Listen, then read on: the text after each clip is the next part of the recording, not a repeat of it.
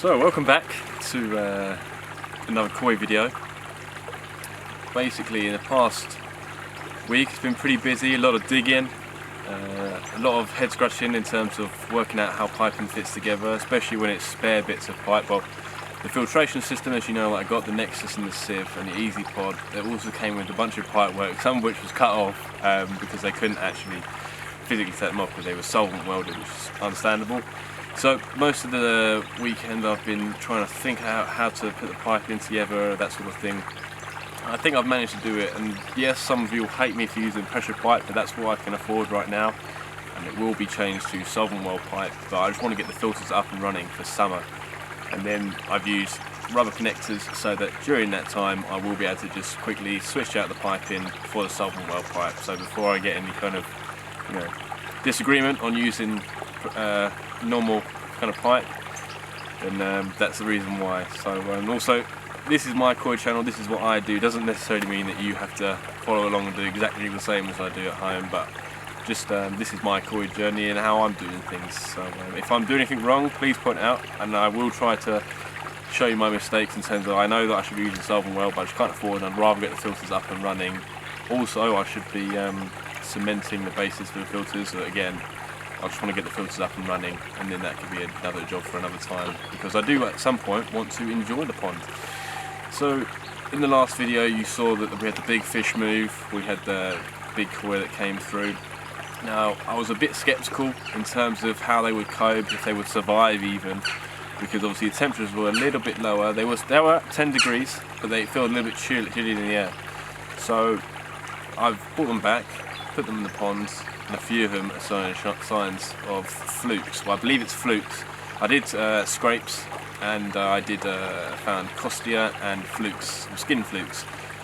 So what I've done is I have used formalin ammonium premix to put into the ponds that treated for that. So that's the costia, I believe. And then I've also just put in some fluke treatment, which we'll see in later on in the video. They've been laying on the floor, fins clamped, so the move was a lot sooner than I would have liked, just because I know what temperatures are like. I'd rather move them when it's a lot warmer, because we had that little bit of cold spell afterwards. But they seem to be doing okay. There's a Sankey, or Showa rather, that's not doing that well, sort of coming up to the surface, going back down.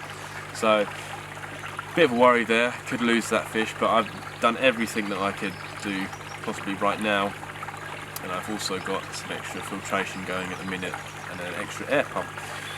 So what I've been doing is, as I mentioned about the filtration, I've been putting the filter system in. So what we'll do is we'll head over to me, and I'll talk you through what I've done with the filter system. Since the last video you saw, there was no filter pit here, nothing at all, and the filters hadn't even arrived. Now that the fish and the filters have arrived, I've been getting to work, putting the foundations in. Now most people would have used concrete, sand, that sort of thing, but unfortunately I don't have the funds right now to be doing that. It doesn't stop me though from putting the filters in, because I don't really technically need them for the filters to run themselves.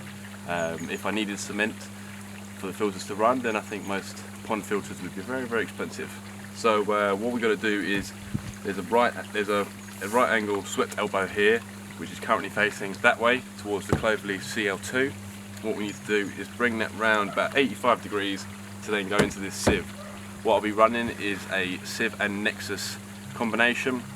That's what the previous owner was using, and I know that a few other pond users have been using. I've seen some videos from Tim Waddington, and they've been great in terms of being able to show me roughly how this system works. Now it's not exactly how the previous owner had their filtration, but it suits me.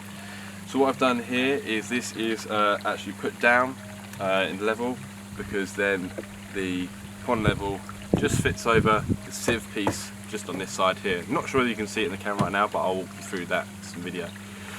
After the sieve, well, it's going to be a T here, so gate valve, then into a T. So then one end goes into the sieve, one end goes straight into the Nexus. So then I have the balance pipe in the background here behind the sieve, because I think most people come across into that and forget that you actually have to put a pump behind the sieve if you're new to the hobby. Just say I'm no professional at all, so this is just me explaining how I'm going to do mine, not to say necessarily how you should do yours. You should probably use concrete base, it makes it a lot easier, but I just don't have the funds to do that right now, although the filters can still work without concrete, so why not have a go.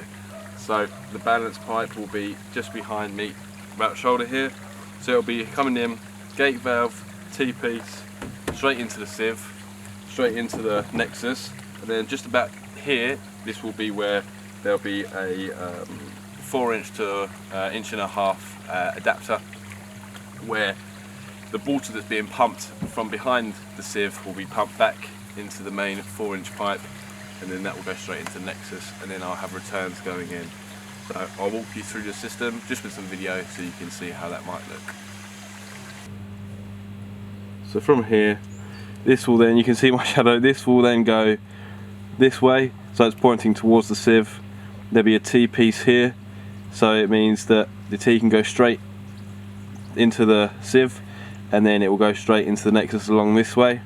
And then as we go over here, the balance pipe and the pump will be behind here, or about there, and that will come in here down to the adapter. That will then feed into the 4" and then come up into the nexus in here through the inlet. So this gives you a bit of an idea in terms of the filters in situ to the pond. That's where I was just a minute ago, down in the pit for the sieve. So as I mentioned, that will go straight into the sieve, and then in this area here there'll be a small pump which will then pump the water back out of the sieve back into the 4" feed to the nexus as well. Now I'm not too sure in terms of the best way to do the returns, so if anyone's got any opinions on returns, I have got some 2" connectors, can't think of the name of them, but they go into the walls of the pond so we can get some underwater returns possibly, and I'm thinking about having the water sweep that way and then have a skimmer down in that corner there. So it took a long while to dig this out, considering that I am doing all this on my own with not much help. And it's all with materials that I found lying around the garden. Obviously I didn't find a nexus and a sieve around the garden, but I did find these slabs, so that's worked out. This is from an old shed here that I've taken apart and made guides. So as you can see guys, I've been using materials about what I've got. The only things I've been buying are tank connectors, ball valves, that sort of thing, in order to get the filtration up and running, because I hope to have the filtration up and running by next week at the latest, because as you can see the temperatures are starting to rise, so we want to get this filtration up and running. I'll also be running the CL2 filter next to it as well alongside, because I've got good bacteria in that CL2 system, and it's been running for about a year now. So I'll be running Nexus, sieve and the CL2. The CL2 will then become pump fed and gravity returned back to the pond for now, just until this Nexus has found its feet. And then what I'll be doing is putting a shelter over this. Nothing major for now probably, but I've got some shed panels just behind the camera there, so maybe I'll try and utilise some of those. But, winter this year definitely taught me a very harsh lesson in terms of how icy and cold pond temperatures can be, and it's not fun looking at a pond when it's frozen with ice. And I've also seen a lot of you guys on the Facebook forums and groups and things where you've had issues with pipes bursting or pipes freezing, so hopefully this filter house will act as an insulating kind of area for the filters and the water, so when it does get cold I won't have to worry about that. I will be thinking about the way to plumb it in a heater as well, but that will be in the winter months. There's no need to start thinking about heaters just as it's getting to spring, and it's seen frogs out, flowers out, butterflies out as well, so it's going to be really nice hopefully for this spring.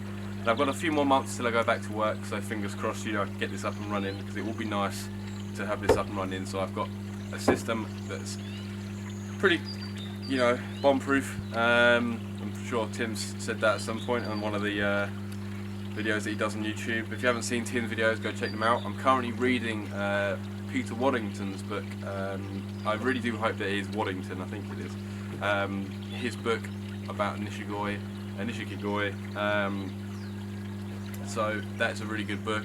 So what I'm doing is trying to do as much research as I can in terms of, as well as the online resources, There's some absolutely amazing resources in books, magazines, even older magazines and older books, because some of the key principles are still fundamental in today's koi hobby. So that's one piece of advice I can give, is just as much as looking at forums, Facebook posts, YouTube videos, whatever, try and read some stuff.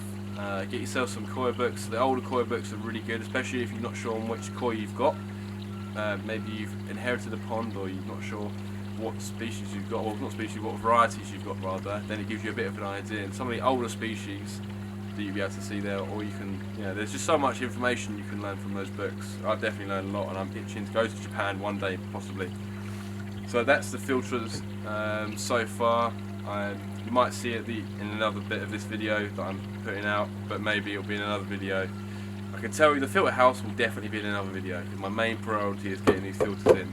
But considering I've only had the filters a week and I'm on my own, and I have a life as well, I think I've done pretty well in getting this all in situ. The main worry is moving that pipe there, because I don't have a swimming pool or anything like that where I can pump the pond water into to hold, to lower it down to that level, move that, then pump it back into the pond. I don't have that opportunity. So what I'm going to have to try and do is loosen it, hold it, move it, and try and tighten it. So that'll probably be a two-person job. But yeah, so hopefully that will fill you in what's going on in terms of the filtration. So we'll get back to me talking about me doing the ponds. And then also the other book which I'm reading, which kind of goes through the fundamental aspects of koi keeping. And from my point of view as a new koi keeper, that's one of the best resources that I've found. The best thing about it is there's no other opinions in there and everywhere. And Peter has obviously been to some amazing places, and it's very sad that we lost Peter, I believe. So a great resource to any new koi keepers.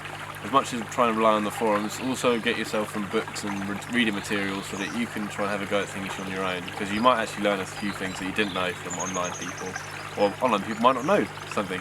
So yeah, read some books, they're really great advice. So as well as the filtration, I did also get given an easy pod. I'm still figuring out what I want to do with it. Do I sell it? Do I use it on a quarantine tank system? I've got that big black vat which I've got, so maybe I can use it in quarantine. I mean, most of the fish that are in here are pretty massive, so that black crate rather isn't really suited to quarantining some bigger fish that I've got in the pond now. Maybe the smaller fish, absolutely fine. But for now, what I've done is I have plumbed it onto the pond, just a pump, just going straight in. So hopefully that'll get some of the media starting to mature slowly. It takes ages, I know, but better now than later. And I might use the return from the Nexus and return it through the Easy Pods, so that way then it's going through 3 sets of filtration: the sieve, the Nexus, and then also the Easy Pod. And as I mentioned, the clover leaf will still be running alongside until a few months at least. So other than that, what can I think of? As I say, got the Easy Pod. Oh yeah, so treatment. One I managed to do was treat for costia with formalin and malachite premix solution. And then I'll just walk you through now how I went about treating for flukes. So after scraping the pond for flukes and costia, I did find flukes, so we're going to use some fluke solve. I've got the right amount for the pond. Now a few of the fish have been having clamp fins, that sort of thing, which means sort of points to flukes. So I've got skin flukes, so what I'm doing here is I'm just going to mix up a batch of the fluke solve, and now what I'm going to do is I'll split it into 2 so that I can do 2 different buckets. Just means it's easier for me to spread it around, and it's not so concentrated for my fish. Now I'm no expert, so this is just what I do. Doesn't particularly mean that you should follow exactly what I do. Using the trusty stick to stir that around, obviously trying to get rid of all the powder, because it's quite difficult to mix. So some people I think I've seen use sort of kitchen whisks, that sort of thing, to try and really get that fluke solve treatment in there. It takes a while, but I'm just using an old piece of bamboo cane that I found in the garden. Works exactly the same. I worked as a chef, so I think my culinary skills are pretty good for doing fluke solve treatment. As I mentioned, I will be doing 2 separate buckets, both from the same packets. I'm just splitting the packet into 2, which means it's just easier for me and less concentrated. So we'll go ahead and pour that in the pond. So as you can see, the fish are pretty active. Put a little bit of food in there just to see if anyone's interested. Now what I will be doing, and what I start to do, is I pour around the pond. So I just walk myself around the pond, careful not to trip over any filters, and then I just slowly stream it along, so it gives a nice even amount to the entire pond. And as I mentioned, I'll be doing this twice.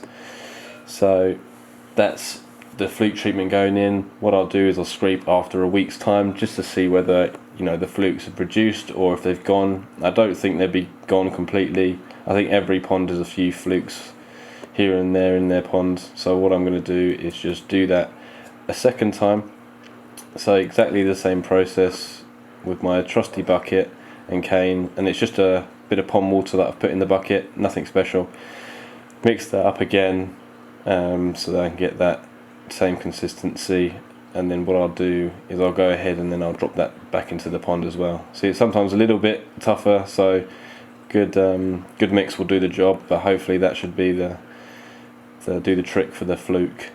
I did treat with formalin and malachite, I believe it's premix, the week before, so that was in there for the week, and had to wait for the week and a couple of days just to make sure that's fully out. And now I've put the flukes of treatment in to hopefully get rid of the flukes, or at least weaken the flukes. The temperatures are slowly starting to warm up, which means that the fish will be able to get a little bit better in terms of their immune system. So we'll go back to me talking. So as you can see, that's pretty much the end of the video.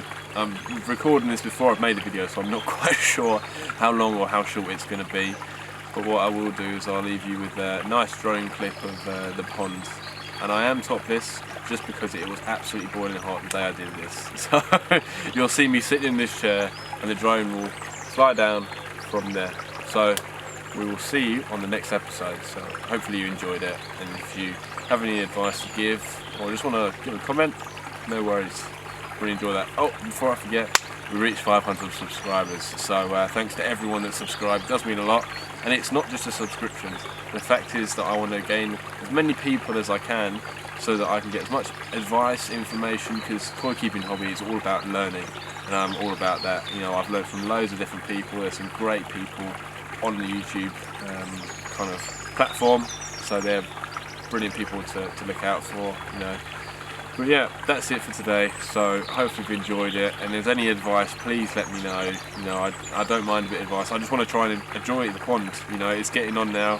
The filtration kind of looks like it should. The paths just need a bit of a sweep down, a bit of a level off. And as you can see, I'm sitting on a chair, well, sofa. So this will be the new seating area for the koi pond, and hopefully videos from now on will be from here. And if you like this new format, I did watch Frank's, I think it's called the Koi Channel. He does quite a lot of really good pond visits, so amazing ponds, nothing like this that I've got here, because they're way better in my opinion. But I'm not trying to copy, but I am actually also a photographer slash a little bit of a filmmaker, so I thought, why not try to, you know, make a proper video and post a kind of a run and gun vlog. So I know it's probably not quite Frank's standards, and he's got, you know, very, very good editing skills. I'm still have a lot to learn, but yeah, so that's it for today's video, and I hope you enjoyed it. So see you on the next one, guys.